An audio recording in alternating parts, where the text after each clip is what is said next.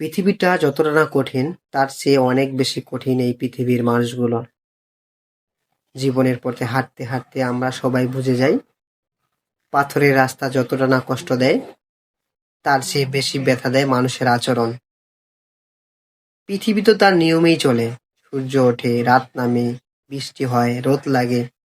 কিন্তু মানুষের মন কখন কি করে, কিভাবে, তা কেউ জানে না। বিশ্বাস করে এগিয়ে গেলে দেখা যায় পেছনে ছুরি বসানো। ভালোবাসার জবাবে আসে অবহেলা। সহানুভূতি দেখালে মেলে সুযোগ নেওয়ার চেষ্টা। পৃথিবী তো আর কাউকে ধোঁকা দেয় না, কিন্তু মানুষ দেয়। পৃথিবী তো কাউকে ঘৃণা করে না, কিন্তু মানুষ করে। হুম, এটাই বাস্তবতা। এক একটা মুখের আড়ালে লুকিয়ে থাকে অজস্র মুখোশ।